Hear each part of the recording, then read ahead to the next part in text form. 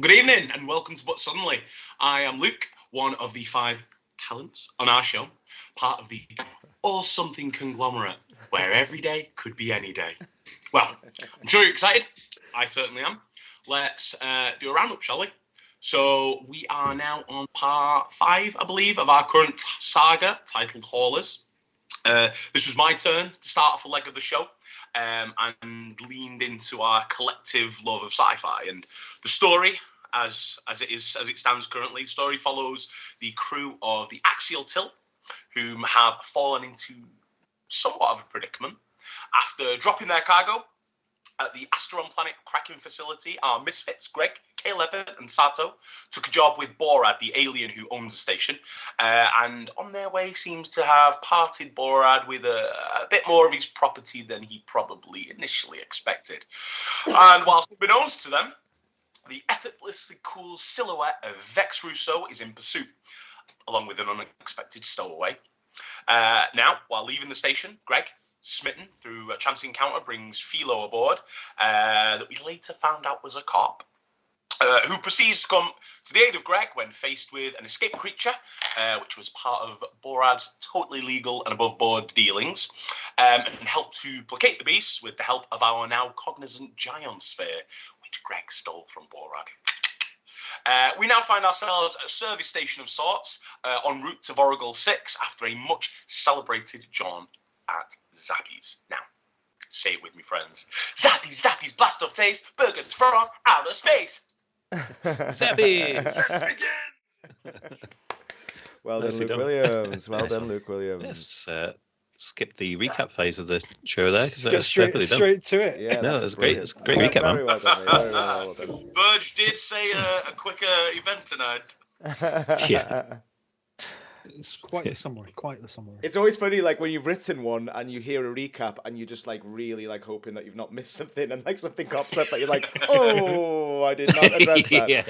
Wait, what? It's like, and do you remember that character died? I was like, oh, it features prominently. Well, I don't know about you for writing this, but previously to writing that, I read through all the scripts. It's quite bite-sized in 15 pages thereabouts. Yeah. And you know what? It reads really nicely. Yeah, it is quite nice. It's really nicely paced. Yeah. And yeah, it's really nice.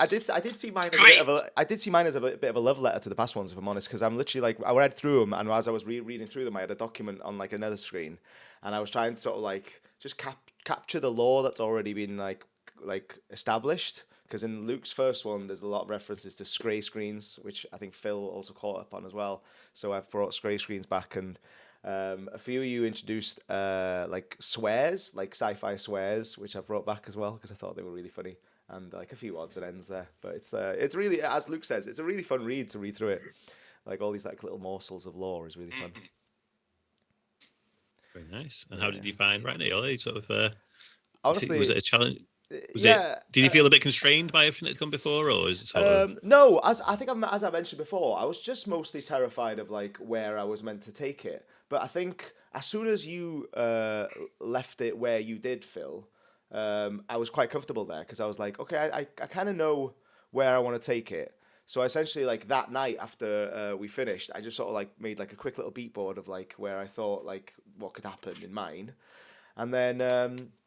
If I'm perfectly honest, I like literally took to writing it on like I think it was this Monday, and I just thought, oh, I'll just write out everything that I've beat boarded, and like and then I'll just like throw sand in the sandbox, then I'll sculpt it later. Just wrote it all down, and it read all right. It read all right like from the get go, and I only got to like because I thought I'll just get to where I need to get to, and as I told you guys, I got to it in like 12 pages, and I was like, oh, I don't want to like unnecessarily add bulk when I don't necessarily need to, because like what I wanted to convey was there. So then I just went back to it, like tweaked it and stuff. But it's all right. I don't mind it. I don't mind this one, if I'm perfectly honest. I've not gone like too high concept or anything with it. I've just tried to progress it as I think the movie would progress. Cool. New year, new you. Yeah, yeah, absolutely. I'm doing like 2025. Never hitting the cap anymore. No longer is it like you're over the 38 pages. No, that man is gone. Cool. Yeah, absolutely. So we should try and do. I don't know whether we'll have time or not, but we should try and do a special episode of this saga where we like cast the film. That'd be quite cool. That'd be really fun, actually. I do really quite like that idea, actually. Like dream casting. Yeah, because the thing that surprised me the most, and for some reason I even ignored it when you guys made AI interpretations of the characters, is Luke's representation of Greg was like far uglier than I remembered him being for some reason. For some reason in my head, Greg's just sort of like stereotypical sort of protagonist in my head. But then like I went back to the first episode. You know he's based on you, right? Yeah. Thanks, mate. You all said he was too ugly. Yeah. A hideous man. A hideous Welshman. But yeah, no, I just like it's funny like the things that you go back and the things that you like kind of like pictured in your own head, because the other thing that really sort of stumped me is the interpretation of the Gion sphere, because the Gion sphere was opened up in Burge's script to like reveal that it was like colors, but then like I made him fly. Yep. Yeah, like a flying sphere. So it's really funny that there is these sort of like interpretations there, like where we've sort of like taken our own little sci-fi concept and sort of like applied it to like characters. But I still quite like it. I've taken both, if I'm honest. But yeah, I'm curious to see where you gone with the Giants there, because I sort of almost saw him as the newest member of the crew, sort of thing. But we'll see how it goes. I really, really enjoyed Luke's reading of him last time. I think that was like a highlight of like last script. I thought Luke did a really, really good job. I know I've recast it, but I only did it because I like. I know, yeah, I know. I've literally like. I liked it so much that you've been recast. But I could not fathom. Like the other option for me was to make Burge Vox Russo, and Vox Russo is so like interchange. Like Luke is Vox Russo. In all fairness, he's always been Vox Russo, and like from the get go, and I couldn't picture that as anything else. And especially since, as I mentioned, there's like somewhat of an excuse to have like a little play with the Giant Sphere this time around. So I thought in this instance we'll see what Burge's interpretation of it is. So I'm sure he won't disappoint. Just go for a completely different direction, but it's just absolutely. Or maybe when this gets made into a movie, we just change its voice all the time. Well, I took the leaf out of Phil's, because like in the last one, like we sort of like introduced this aspect of K11 that he could like his voice could change depending on the context of which was in, because I really liked that bit where he's like sort of landing into Quinto. It was really, really fun. So I thought, well, you know, robots can change voices and that and things. So so yeah, I just had fun with it, and I quite like this. I think the characters are really well done from all you guys. They're very, very well written. So I found it really easy to sort of like continue them on. It's good. Shall we mosey on? Let's mosey on. Yeah, just one thing before we get started. What voice do you want me to do? Never. There is a stage direction. You'll see it. You'll see when it comes to it. I think you'll see what I intended. So Adam says keep it the same. Luke says do your own thing. Yeah. Yolo says wait and see. do whatever you want. Trust your instincts. Trust your instincts, man. As long as the stage direction isn't Giant's Fair now voiced by a man from Stockport, then I'm going to be okay with it. Yeah. Does it say that? Budget cuts. So yeah. Cool. Right. Okay. Shall we get into it? Yeah. Luke, hit the transition. Yeah. Hit it now. Oh, I like it. It's very sci-fi. That was a good one. Yeah, that was a very good one. Cool. I have also like tenuously titled this one, but I didn't necessarily even have to. So it's Haulers Part 5. Watch Your 6. Written by me. Okay. Previously, a young girl approaches looking lost. She seems to be holding back tears and clutching onto a small soft toy in the shape of an alien. It's Winnie. Did you say Zappies? Only I'm real hungry and I've lost my puppy. Greg stops singing and looks to the girl. You're Greg. Oh, yeah, I am Greg. Greg! Oh, how awful. Well, don't sweat it. You can come get some food with us. It won't take long. Then we can help you find your old man. Sato turns to Philo again. See? He's always helping out the strays. Viola smiles once more, distracted as Greg offers Winnie his hand. She takes it, stumbling slightly into him. As she rights herself, she slips a tiny device into his overall pockets, almost imperceptible. Such is the swiftness of her hands. All together now. Zappies, blast off days, burgers from outer space. We can't synchronize for shit. No. The queue Try to wait. The queue progresses as they all step forward towards the security checkpoint. For this episode, Giant Sphere will be played by Birch. Cut to interior Darth Star. Luke Scrimwalker carefully navigates the brightly lit halls of the Darth Star, calling out his father's name. Dread Vaders, your time is up. It's time for you to have bad feelings about this. Suddenly, from a previous unseen corner, Dread Vader makes his presence known.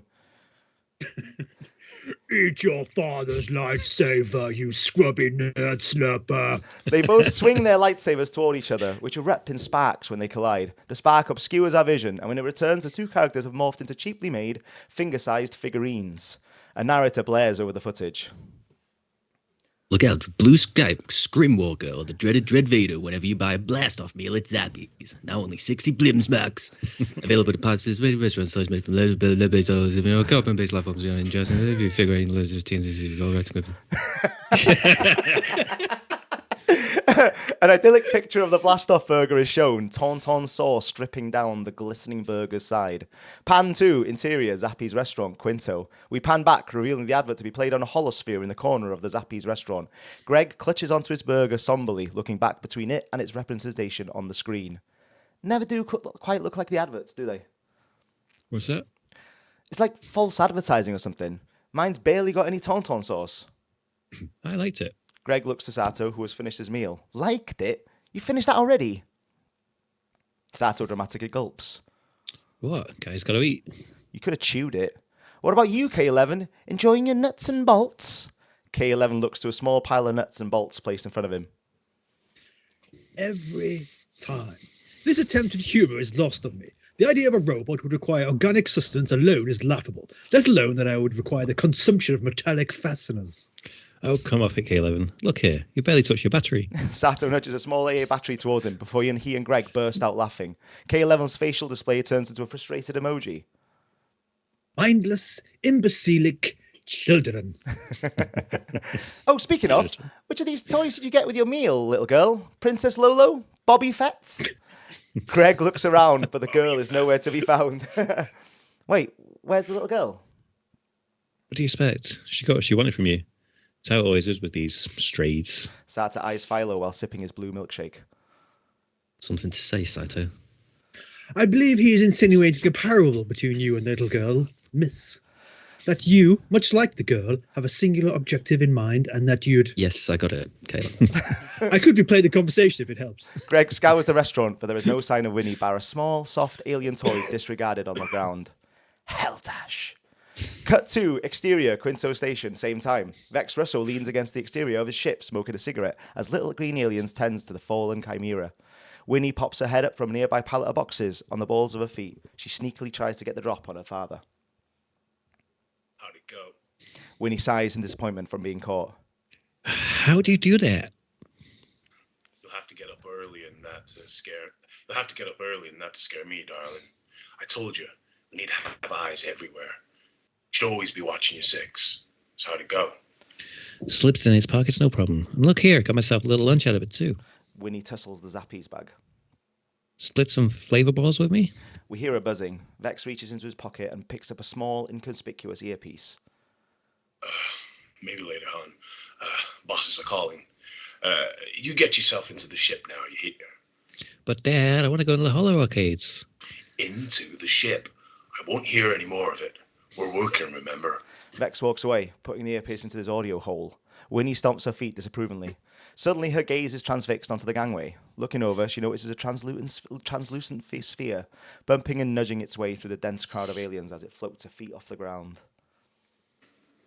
Cut to exterior, Quinto Station. Vex Russo finds a quiet corner to take his call. He taps the end of the earpiece. Go for Vex. A mysterious voice speaks from the telecom. Sit rep. All going as planned, but you knew that already. What do you need? We come bearing gifts. Gifts? Yes, Borad has put out a bounty on your friends. And you're looking to collect? No, stay the course. But after you've collected what we need, might make a nice little bonus for you. I see. So what's got Borat so riled up?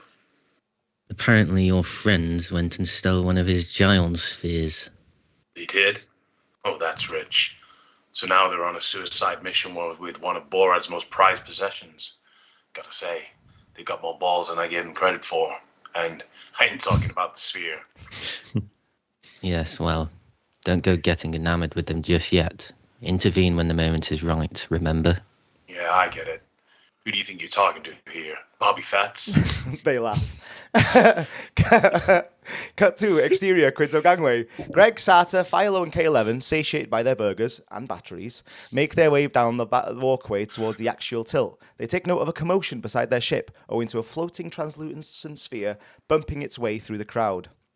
Philo rushes over to the giant sphere. Giant, what are you doing? I told you to stay on the ship. Gion turns to face the voice, wherein we see its front has endured significant damage. Philo, thunderous applause to see you. I've been tremendous in my search for you. Error code 356. Gion, what's wrong? What happened? There was pertinence in the information I was to tell you. Important, grave error. A moon? No, that was no meerkat. What happened, Jayan? Suddenly, from the gangway, 100 or so screams are heard as the Category 2 monster, previously unconscious in the holding bay, makes its escape. It roars into the air as everyone runs for their lives. That was it. The aggressor. It has eloped. Philo, Sato, K11, and Greg jump behind nearby barrels as the monster causes destruction on the gangway. They take shots at it, but their laser blasts ricochet off its scales. The monster makes its way towards them. Looking towards it, Greg suddenly makes a shocking discovery. Tucked fearfully behind a pallet of boxes is Winnie, the monster crashing down the gangway behind her. Winnie winces as the great shadow of the monster enshrouds her, its teeth baring menacingly as it makes the chomp down. At the last second, Greg valiantly leaps in and whisks Winnie away, saving her from the beast's maw. The beast's teeth collide with the metal of the walkway, causing it to briefly recoil in agony. Quick, to the ship! Greg, with Winnie in his grasp, makes a beeline for their ship. Philo, Sato, and K11 follow suit, taking pot shots at the monster. The beast turns to give chase when it suddenly collides with a pink wall that has materialized in front of it. Quick, I can't hold it much longer. The group moves swiftly towards the entrance of the actual tilt. Philo's pink projection breaks under the strain of the pursuing beast, which charges after them. Its stride falters, however, as a sharp, piercing whistle cuts through the air. The creature turns its attention to the far end of the gangway, seeking the source of the sound. There, at the opposite side of the space station, stands Vex Russo. Shrouded in his cloak and surrounded by a swirl of green smoke, he readies his arms. Seeing her father, Winnie calls out from within Greg's grasp. Dad! Vex's cool wavers as he sees his daughter boarding the actual tilt with Greg and the others. Winnie! The beast storms towards him. His face of concern turns to one of abject rage. Cut to interior, actual tilt, same time. Greg, Philo, K11, and Sato bound into their ship. Philo quickly closes the exterior doors. Wait, my dad. My dad is out there. The rest of the team stare at each other ominously. We'll wait for everything to die down, sweetheart. Then we'll go and look for your dad. Highly inadvisable. That's right, Greg. We just caused a Category 3 incident out there. Oh my god, what is it with this star system and its categories? Greg thinks a moment. We'll undock and then circle back to... Greg, you can't come with us. If we can't return, we need to leave. We'll have half the purring universe on our tail after the scrimshow. I'm tempted to agree. So what? We let her go out there alone? I can't leave my dad. It's not our issue, Greg. We can't pick up every stray. Not everyone is yours to save. And we do what? Cast her out and flee? What if her dad is... It's not our place to intervene, Greg. No child should see their dad like that, Sato. That would... No child should see their dad like that. Just trust me, okay? I know that as fact. Greg steadies himself after his loss of composure. A somber quiet fills the room. My dad will be fine. Let me out. He can handle himself. He... Winnie falters, not wanting to reveal her father's secret. K11 calls from the cockpit. 100 or so ships on approach. Your orders, Captain. Greg looks to Sato, who reluctantly nods. Full thrusters, K11, get us out of here. Cut to exterior, Quinto gangway, same time. The beast charges towards Vex, unleashing a ferocious swipe aimed at him. Vex reacts swiftly, evading the attack with precision. From a hidden pocket in his cloak, he draws a telescopic baton, which ignites in a brilliant blue glow. The beast lunges again, but Vex uses the momentum to vault over it, striking its back mid-air. His baton slices through the thick scales, carving out a section and eliciting a pained yelp from the creature. Enraged, the beast thrashes, throwing Vex off its back. Yet Vex lands gracefully on his feet, poised and ready. The beast takes another swing, but Vex ducks beneath it, countering with a sharp strike to the beast's hand. A sickening thud follows as one of its 6 limbs falls to the ground. The beast howls in pain, its movement growing frantic. It swipes again, but Vex effortlessly evades and lands another precise blow, severing yet another arm. Desperation takes over as the creature lunges with its gaping jaws. Calm and calculated, Vex sidesteps the attack, raising his baton high. With one decisive strike to the beast's neck, he severs it cleanly. The beast collapses in a lifeless heap, its fury extinguished as silence settles over the space station, interrupted only by the engines of the actual tilt bursting into life. No. No, no, no, no! Vex sprints towards the doors of the actual tilt. As he's feet away, the ship careens off, flying into the distance. No! Vex rushes back to his ship. Cut to interior, actual tilt, same time. Winnie slams her forearms against the ship's airlock as they take off. Dad, no, Dad! Philo, Sato, and Greg look to one another uneasily. Greg carefully approaches Winnie. Listen, kid. With expert agility, Winnie flips backwards, landing on Greg's shoulders. Her forearms clutch tightly to his neck. What have you done? What have you done? Greg flounders around, unable to loosen her grip. Little help! Sato and Philo come to his aid. Whoa, girl, calm down. Yield your grip. He meant you no harm. With some difficulty, they're able to pry Winnie off Greg. I'll kill you. I'll kill you all. That's you again, Phil. Sorry, it's also me. Girl packs a punch. For some reason, that's Greg. Please, young miss, calm. Philo reaches out, a pink light emanating from her hand. The gesture magically soothes Winnie's temperament. Greg gets up, clutching at his neck. Some thanks, I get. Thanks. The magic wanes. Winnie leaps in Greg's direction, enraged once more. She punches and kicks at him. Sato again leaps to his aid. In the midst of the fracas, something dawns on Philo. Hold on. Where's the Gion sphere? Cut to. Interior, fallen chimera, same time. Vex Russo slams himself into the pilot seat, his movements sharp and furious as he flicks a series of switches on the console. With a growl of frustration, he pulls a grey screen from the folds of his cloak and sets it on his lap. The screen comes alive, displaying a rapidly shifting set of coordinates, the signal from the tracker Winnie had slipped into Greg's pocket.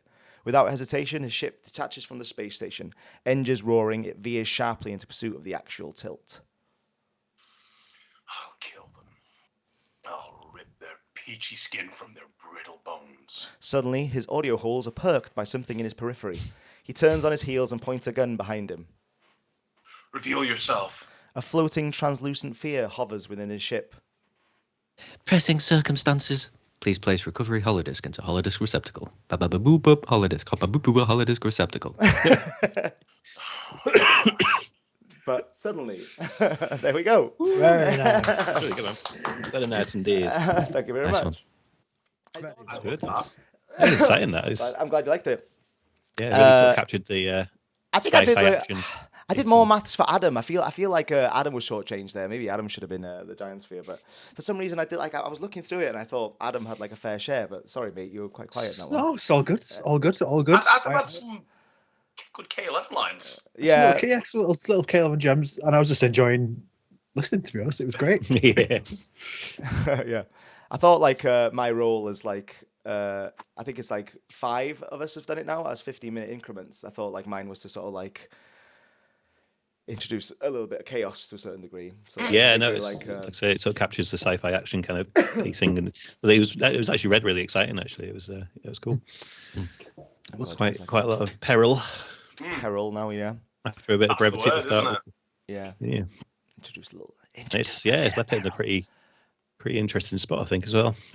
Yeah. Because I didn't want to carry it on because I could have like carried it on to like 15 pages and like just carried on what was next. But I thought it's the nice little spot to end. That whoever's next can do whatever they want with it. I don't want to like hold anyone's hand like as they lead into the next one. Do you know? So I was thought. I like that we're seeing Vex Russo in action now. So you know he's a badass, but now we've actually seen he's a badass. Yeah, I really wanted that. Like the thing I wanted the most is like a Vex Russo badass moment. I thought like, what better way of having a Vex Russo badass moment than like. And it was just sort of like effortlessly killing the thing we'd already seen was a pretty big threat in the previous thing. Yeah, that's the thing I wanted to sort of like show off that he's a pretty dangerous man. Well, now we know as well. Like if he catches up to them. Yeah, This real peril, isn't it? Yeah. Absolutely, peril is real. And I had the idea of like swapping. The original idea I had, like the loose bare bones I had was, it would be really interesting if Winnie was compromised somehow, and if Winnie was like accidentally like left on the actual tilt somehow. So like my original idea before Phil's one was like maybe she's like planting a tracker there or something, and the ship takes off, and she's just sort of slips or is clumsy. But then we had the introduction of Zappies, so I thought that'd be really interesting if like there was a swap on the actual service station, and yeah, be interesting to see how you guys. I think it worked really well. Like it was clever. I didn't see it coming either, so it was good from that perspective. Yeah. And I told you about I like the way you read Gion Sphere as well, because like that's great. I think he was like, my head canon was that he was like attacked by the monster, and that he's just sort of like a bit funny now, because I really liked Luke's reading of it, and I just thought before I even swapped your characters, I was thinking of like Luke's interpretation of it. So I thought like, it'd be really funny if like on top of Luke's already pretty funny like dialogue of it, if he was like glitching out, if like words were swapped and things, and it was like just like a really sort of like you can play around with like the error code 36 and things like that. This is just made me laugh. Just loved it. Yeah, It was really good. I'm glad you guys liked it. Nicely done, man. Nicely done indeed. Thank you. Nobody's dropped the ball yet. It's good. It's doing well. I know, I'm enjoying it. I'm enjoying Haulers, if I'm honest. It's really cool. So what's the plan going forward? Are we carrying on with this script and trying to get it tied up, or as like? That sounds good to me. Yeah, makes sense, doesn't it? Because we've obviously got uncovered. We need some sort of progress and resolution. 2 weeks left as well, maybe. Yeah, 2 weeks. 2 weeks to do it. 2 more scripts if they're like. It's like. Yeah, it's an hour and a half. Yeah, it's like an hour and a half, basically. Yeah. Yeah, so it worked out pretty perfectly then. The length of film should be. Yes. 90 minutes in and out. Mm-hmm. Yes, Scorsese. Standard called out. length of a Disney movie, isn't it? 20 minutes. Yeah. I don't think it's an easy undertaking to sort of like seal it off in 30. I don't think it is as well. I think there's a lot of like there's a lot of stuff we've set up in like the first sort of couple of episodes which we've not touched on in the last couple of episodes, which I feel like needs a lot of wrapping up. Yeah, like towards the end. Well, I was going to reveal Vex Russo's like employer and stuff, but I was like, I don't want to like take the umbrage of like answering every question. I thought it was like not really my place. So yeah, but there is a lot of things that like. So as Bird suggested earlier, with a view to it being 2 scripts, we do it as like a 3 and a 2. Is that? I think so. Yeah, I'm in for that. Cool. That sounds good to me. Does that mean it's spinner time? Could be. O'clock, baby. Luke, give me a sound. Don't know if that was loud enough. Very nice, very nice. Right. Put one of your coughs in there. Yeah, I will. Yeah. All my coughs in there. Sorry, I am ill. I have. You have to trust me again, because it dawns on me that you guys can't even see this. I could like easily. I'll just tell you guys. So I've got 2 spinners up on the screen right now, with all our names on it. So if we are going to do a 3 and a 2, it might be interesting if it was I pick from one, I pick from the other, and that'll be the next 2, and then whoever's left is the 3. Yeah, is the 3 essentially. That makes more sense, I suppose. Cool. I do think maybe it's worth like, depending time dependent, it'd be worth like maybe like talking about open threads we have, but maybe that's something that we do in private. Sort of behind closed doors when we're actually doing the scripts. So I'm spinning the first spinner. First spinner is spinning right now. Ooh, sound effects. Yeah. Sounds. I don't know. Yeah. Oh god. It's Luke Williams. You are on next week's slot. And Back to the then start. yeah, and then on the right one, it dawns on me that Luke's name's on there again. So maybe I should have removed that. Just do a respin if we need to. Yeah. Philip. What might happen? Bring it on, Lukey. So Luke looks devastated. Whoa. Hang on. I zoned out for a second. What's happened? So, You and me am are I on the right? episode with me. Together. Cool. and then Nice save. Damn it! I would have one of the talented guys. No. No, it's fine. Luke knows he can boss me around. It'll be fine. Oh, absolutely. Luke's gonna bully the crap out of you, Philip. Yes, sir. Not true. Where do you need the full stop, sir? Phil and I are not the police. I'll be Yeah, that's true, actually. I'll be the full stop squire. And then it's me, Burge, and Adam to do the very last one, if that's cool. Yeah, I mean, thinking about it. Finish another one, I guess, can't I? Finish. What's one more? That's you. To finish scripts, you just call Adam. Yeah. We've got Closer. an open-ended script that we need closing. Call That's what they call 1-800 Adam, the closer. Yeah. Yeah, it'd be fun. And like the thing is that you don't have to necessarily close all threads because, like, I'm pretty sure Star Wars doesn't necessarily like close every thread. No, me and Luke are going to find some new threads for you to resolve. Oh, nice. Top of Yeah, thanks. We're closing nothing. Just opening more. Open. Cool. All right, that sounds like a lot of fun. I'm looking forward to that one. Excellent. Be good. Excellent. All right, so I think we can call it there. Yes. Yes, sounds good. Believe Saying so. goodbye to ourselves. Bye, guys. Bye, us. Bye. Star. Toodaloo. No.